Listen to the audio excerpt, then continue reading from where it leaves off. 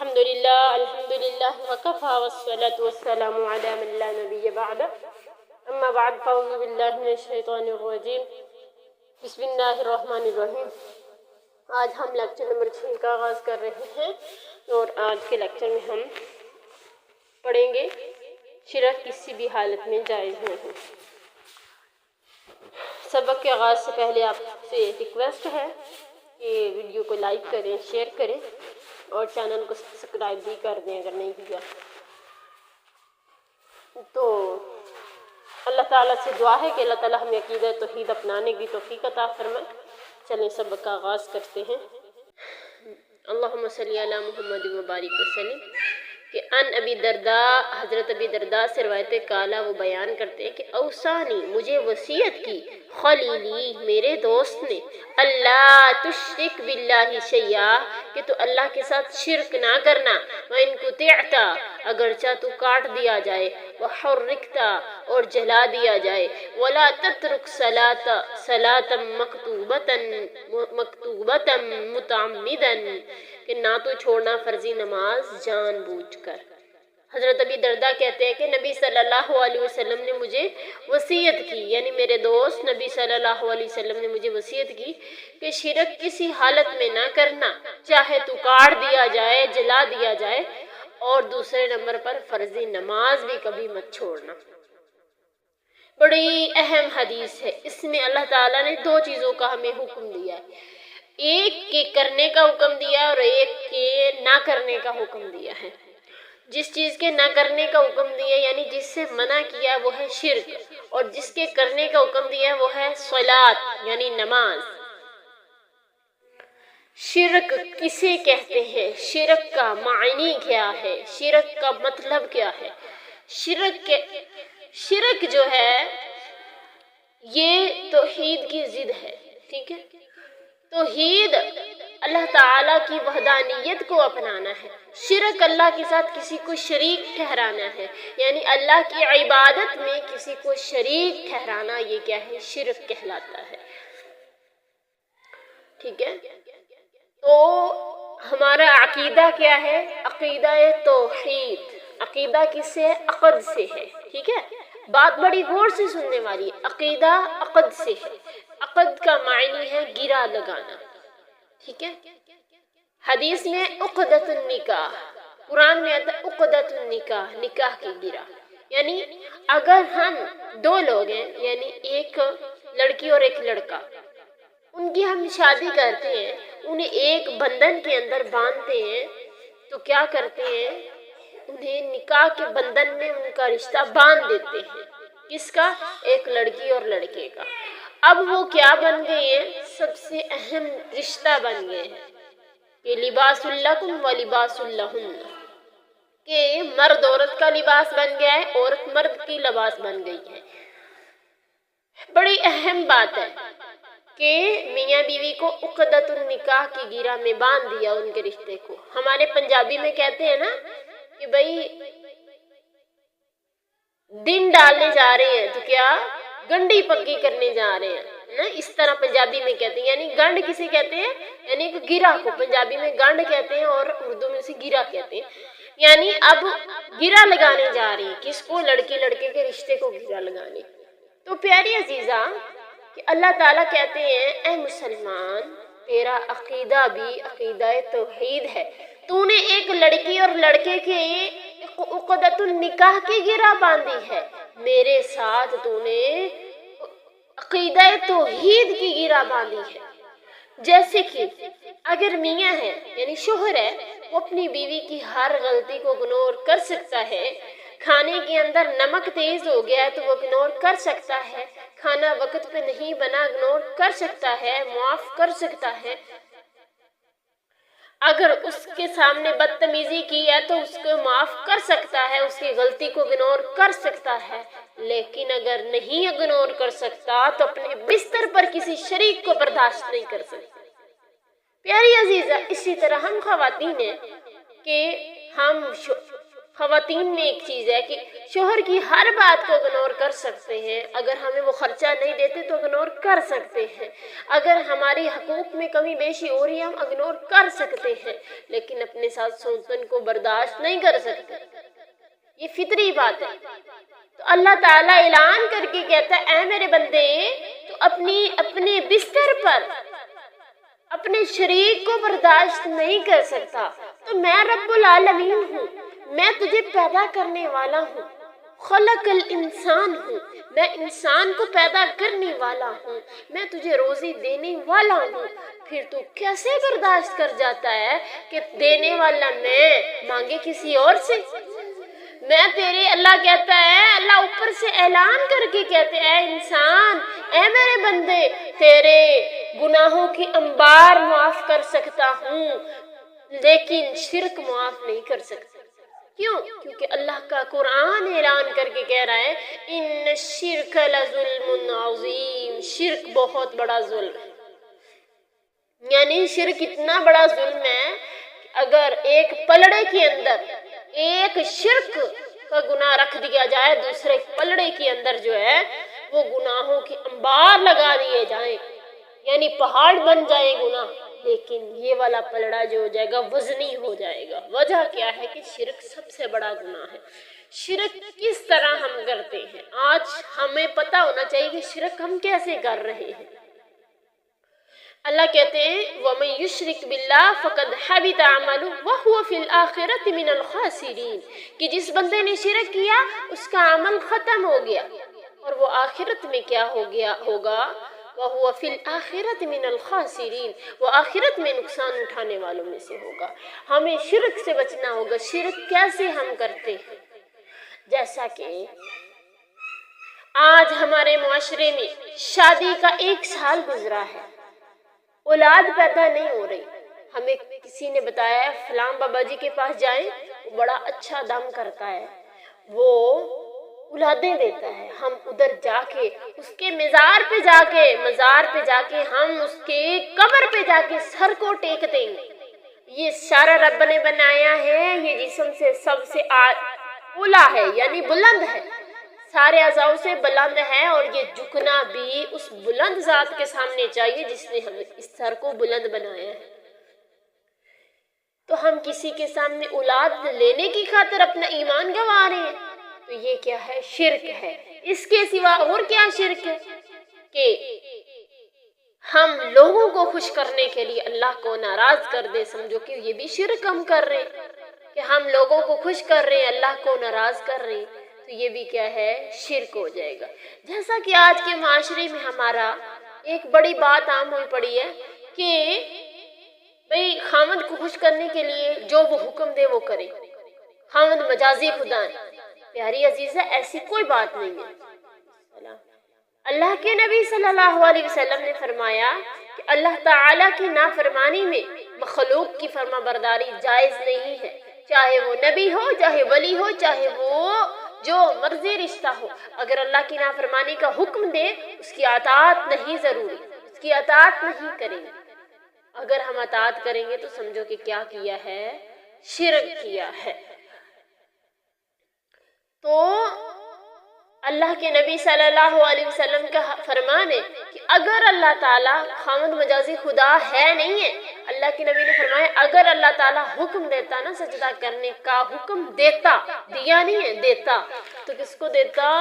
بیوی کو کہتا کہ اپنے شوہر کے سامنے جھکے، اسے تعظیمی سجدہ کرے، لیکن امت محمدیہ سے تعظیمی سجدہ بھی اٹھا لیا گیا ہے۔ تو لہٰذا خاوند اگر اللہ کی نافرمانی کا حکم دے، کہے کہ پردہ اتار دو، تو یہ جائز نہیں ہے۔ اگر خاوند کہے کہ آئیبرو بناؤ، یہ بھی جائز نہیں ہے۔ اگر خاوند کہے کہ نماز نہ پڑھو، تو یہ بھی جائز نہیں، یعنی جو بھی اللہ کی نافرمانی کے کام کا حکم دے گا تو وہ جائز نہیں ہوگا۔ تو اللہ تعالیٰ کی ذات ہمیں پیدا کرنے والی ہے، اللہ تعالیٰ کی توحید کی عقد ہم نے، اللہ سے ہمارا رشتہ ہے عقیدہ توحید کا، اگر ہم عقیدہ توحید سے دستبردار ہو گئے تو ہم ضائع ہو جائیں گے۔ تو پیاری عزیزہ، نبی صلی اللہ علیہ وسلم کا فرمان ہے کہ اگر کسی نے شرک کیا اللہ تعالیٰ اس کا معاف نہیں کریں گے. اس کے سوا اگر کسی نے کوئی بھی گناہ کیا ہے نا تو اس کو اس کے گناہوں کی سزا دینے کے بعد اسے جنت میں بھیج دیا جائے گا. لیکن اگر کسی نے شرک کیا تو اسے جنت میں نہیں بھیجا جائے گا، یعنی اس کے گناہوں کی سزا بھگتنے کے بعد بھی اسے جنت میں نہیں بھیجا جائے گا. اس لیے آپ کو پتہ ہونا چاہیے جو مشرکین مکہ تھے وہ اللہ تعالیٰ کو مانتے تھے کہ دینے والی، رزق دینے والی، پیدا کرنے والی، خالق مالک، کائنات کا مالک خالق سب اللہ تعالیٰ ہی ہے. لیکن وہ کیا کرتے تھے، کہتے تھے کہ یہ جو ہمارے دیوتا ہیں، یہ ہماری دیوی دیوتا ہیں، یہ ہمارے لات و عزا منات ہیں، یہ جو بت ہیں یہ اللہ تعالیٰ کے پیارے ہیں، ہم ان کے صدقے مانگتے ہیں اللہ تعالیٰ سے. اللہ تعالیٰ کہتے ہیں مجھے کسی کے صدقے کی ضرورت نہیں ہے. اللہ کتنا قریب ہے. اللہ کہتے ہیں نحن اقرب الیہ من حبل الورید، ہم تو تیری شارک سے بھی زیادہ قریب ہیں، ہم تیری شارک سے بھی زیادہ قریب ہیں. تو اللہ تعالیٰ قرآن میں کہتے ہیں کہ مجھے کسی وسیلے کی ضرورت نہیں ہے. آج ہم کہتے ہیں کہ چھت پہ چڑھنے کے لیے سیڑھی کی ضرورت ہے، اللہ تعالیٰ کہتے ہیں کہ میرے سامنے تمہیں وسیلے کی سیڑھی کی ضرورت نہیں ہے، میں تو تیری شارک سے بھی زیادہ قریب ہوں. شارک سے بھی زیادہ جو قریب ہے، پھر ہمیں وسیلے کی کیوں ضرورت پڑے. آج ہمارے معاشرے میں کیا بات مشہور ہے، اتنی جہالت ہمارے اندر آ چکی ہے کہ ہم کہتے ہیں کہ بھئی ہم نمازیں نہیں پڑھتے، ہمارے کپڑے پاک نہیں ہیں تو ہم اللہ تعالیٰ تو ہم سے ناراض ہے. اللہ تعالیٰ تو ان کی دعائیں سنیں گے نا جو اللہ تعالیٰ کی جو نمازیں پڑھتے ہیں، روزے رکھتے ہیں، جن کے کپڑے پاک ہیں. نہیں پیاری عزیزہ، یہ آپ کی غلط فہمی ہے. اللہ تعالیٰ کہتے ہیں کہ جو بندہ ساری زندگی گناہ کرتا رہا ہے نا تو میرے سے آ کے اسے اپنی گناہوں پہ ندامت ہوئی ہے، میرے سامنے معافی طلب کر لیتا ہے تو میں رب العالمین اسے معاف کر دیتا. اتنا اس سے خوش ہوتا ہوں، کتنا خوش ہوتا ہوں. اللہ کہتے ہیں وَلِمَنْ خَافَ مَقَامَ رَبِّهِ جَنَّتَانِ. سبحان اللہ، جو بندہ میرے سامنے کھڑا ہونے سے ڈر گیا میں نے اس کے لیے 2 جنتیں تیار کی. سبحان اللہ. تو یہ گنہگار انسان کے لیے ہے. تو آئیے خود اللہ سے مانگے، یہ بجائے اس کے کہ کسی اور سے کہیں، کسی اور کے وسیلے سے ہم دعا کریں. پیاری عزیزہ، آپ کو پتہ ہے شرک سب سے پہلے ابتدا کیسے ہوئی تھی؟ اس کی بات بڑی لمبی ہو رہی ہے تو میرا ارادہ ہے کہ آپ کو مختصر وقت کے اندر تھوڑی سی آپ کو تفصیل سے عقیدہ توحید بتا دوں، کیونکہ اگر ہم نے عقیدہ توحید کو نہ اپنایا ہماری نمازیں، ہماری عبادتیں اللہ کے ہاں قابل قبول نہیں ہوں گی. شرک کی ابتدا کب ہوئی؟ حضرت آدم علیہ السلام کی فوت ہونے کے بعد 100 سال تک لوگ عقیدہ توحید کو اپناتے رہے، یعنی اللہ تعالیٰ سے مانگتے رہے. شیطان نے کیا کیا، 100 سال بعد لوگوں سے کہا، انسانی بیس میں آیا اور کہنے لگا آپ کو پتہ ہے کہ جو آپ کے عزیز و اقارب فوت ہو گئے وہ آپ کو کتنے پیارے تھے، تو آپ کو ان سے کتنی محبت تھی، وہ کتنے اللہ کی عبادت کرنے والے تھے، کتنے اچھے تھے نا. جس طرح کہ ایک ماں سے بیٹا جدا ہو گیا ہے، بچوں سے ماں باپ جدا ہو گئے، تو کتنی محبت ہے نا ہمیں اتنی محبت ہوتی ہے کہ ماں کی تصویر جب فوت ہو جائے نا تو دیکھیں تو دل کو تڑپ سی ہوتی ہے کہ ہماری ماں کی کوئی تصویر مل جائے، ہماری ماں جیسا کوئی ہمیں نظر آ جائے. لیکن نظر نہیں آتا نا تو ہمیں دکھ ہوتا ہے، لیکن جب ہمیں کوئی نظر تھوڑی سی بھی ماں جیسی مشابہت ہو نا ہم اسے بغیر پلک چپکائے، بغیر ہم رکے، ہم دیکھتے رہتے ہیں کہ یہ ہماری ماں جیسی لگ رہی ہے. تو پیاری عزیزہ، اسی طرح شیطان نے کیا کیا، لوگوں سے کہا کہ وہ آپ کو یاد نہیں آتے، وہ کتنے پیارے تھے، آپ ایسے کرو ان کی نا تصویریں بنا لو، یعنی مصور بن جاؤ. مصوروں سے کہا کہ تم تصویریں بنا دو. لوگوں نے کہا یہ تو بہت بہترین آئیڈیا ہے کہ ہم اپنے پیاروں کی تصویریں بنا لیں، جب یاد آئے تو ہم دیکھیں ان کی تصویریں تو ہمیں اچھا فیل ہوگا. لوگوں نے ایسے کیا، جو بھی فوت ہونے لگا ان کی تصویریں بنانے لگے. پھر شیطان نے جب دیکھا ہر بندہ ہی اس بات پہ لگ گیا ہے کہ تصویریں بنانے شروع ہو گئے ہیں، اس نے کیا کیا، پھر کوئی 50 سال بعد یا 100 سال بعد لوگوں سے کہا کہ بھائی یہ تصویریں تو چھوٹی چیز ہے، تصویر تو چھوٹی سی چیز ہے، آپ ایسے کرو اب جتنا وہ انسان تھا نا اس کی سائز کی ایک مورتی بنانا شروع کر دو، اور کہا کہ تصویر کو دیکھ اتنا مزہ نہیں آتا، تم نا ایک مورتی بنا لو، جتنے اس کے ہاتھ پاؤں تھے، قد کاٹ تھا، جتنا جیسا اس کا چہرہ تھا، تو اس کی جسامت جتنی ایک مورتی بنا لو، ایک بت بنا لو، تو جب تمہارا دل کرے نا اس سے دیکھنے کو تو آپ اسے گلے لگا لینا، اس مورتی کو جب گلے لگاؤ گے تو آپ کو وہی فیلنگز آئیں گی جیسے کہ آپ اپنی ماں کو حقیقت میں گلے سے لگا رہے ہو۔ لوگوں نے کہا یار یہ تو بڑا بہترین آئیڈیا ہے، تو لوگوں نے ایسے کرنا شروع کر دیا۔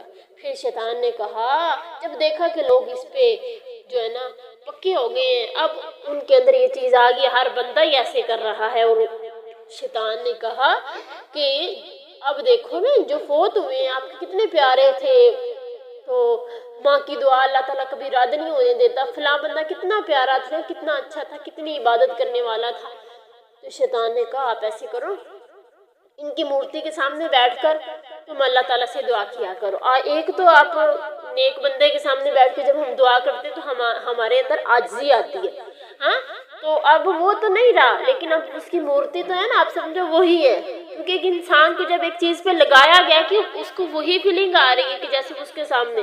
شیطان نے کہا وہ آپ کے سامنے بیٹھا، آپ کہو کہ اللہ جی مجھے اس کے صدقے دے، ٹھیک ہے، مجھے اس کے صدقے دے، یہ تیرے کتنے نیک بندے تھے تو اس کے صدقے دے۔ پھر شیطان لوگوں نے ایسے کرنا شروع کر دیا۔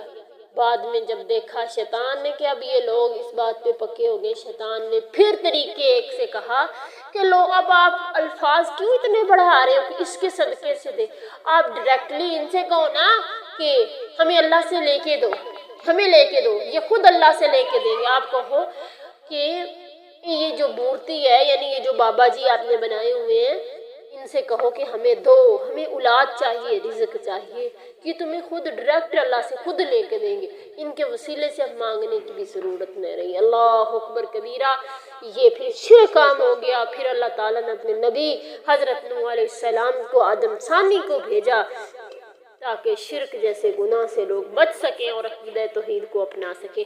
نبی صلی اللہ علیہ وسلم نے فرمایا کہ ہر نبی کا مشن ایک ہی رہا ہے، یعنی عقیدہ توحید کی دعوت رہی ہے۔ ان کی شریعت کے احکامات میں کچھ اختلاف رہا ہے، یعنی جو اس وقت قوم کو، لوگوں کو جو بہترین ان کے لیے تھا انہیں وہ شریعت بتائی گئی، لیکن جو مین چیز تھی عقیدہ توحید ان کا ایک ہی تھا۔ اللہ رب العالمین ہمیں عقیدہ توحید کو سمجھنے کی توفیق عطا فرمائے۔ پیاری عزیزہ، عقیدہ توحید اپنائیے، اگر نہیں اپنائیں گے تو ہم کامیاب و کامران نہیں ہوں گے۔ چلیے آگے پڑھتے ہیں کہ نبی صلی اللہ علیہ وسلم نے کہا کہ چاہے تو کاٹ دیا جائے یا جلا دیا جائے، شرک نہیں کرنا، شرک کسی حالت میں نہیں کرنا۔ تو صحابہ اکرام ابتدائی اسلام میں دیکھو نا، اللہ کے نبی نے کہا کہ جتنی مرضی تم پہ سختیاں آ جائیں تم نے شرک نہیں کرنا۔ اور بی بی ماشطہ کو دیکھ لیجئے کہ جو فرعون کے گھر کام کرنے والی ایک لونڈی تھی، اس نے ایک دن فرعون کی بیٹی کے سر کی کنگھی کر رہی ہے، حضرت موسیٰ پہ ایمان لانے والی ہے یہ، تو ہاتھ سے کنگھی گری تو کہتی ہے بسم اللہ۔ تو فرعون کی بیٹی کہتی ہے کہ کس کا نام لیا ہے؟ میرا باپ تیرا رب ہے، تو نے کسی اور کا نام لیا؟ وہ کہتی ہیں جو میرا رب ہے وہ تیرے باپ کا بھی رب ہے۔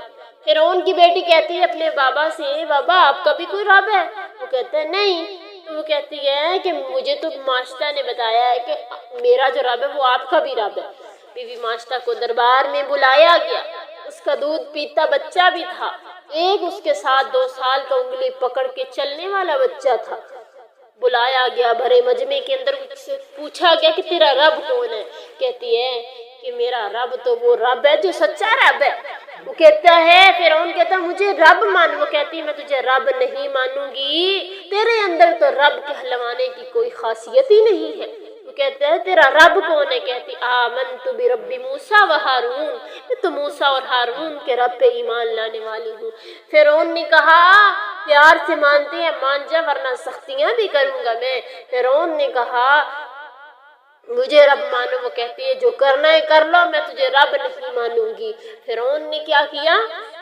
जलते कड़ाहे के अंदर जलता तेल, कड़ाह के अंदर जलता तेल डाल के उसके 2 साल के बच्चे को पकड़ के उसमें फेंका और कहा कि मुझे रब मानो, नहीं तो दूसरे बच्चे को भी फेंक दूंगा। कहने लगी है कि अगर मेरे ये बच्चे 1000 मर्तबा भी मर के दोबारा जिंदा हो जाएं, फिर भी तुझे रब नहीं मानूंगी।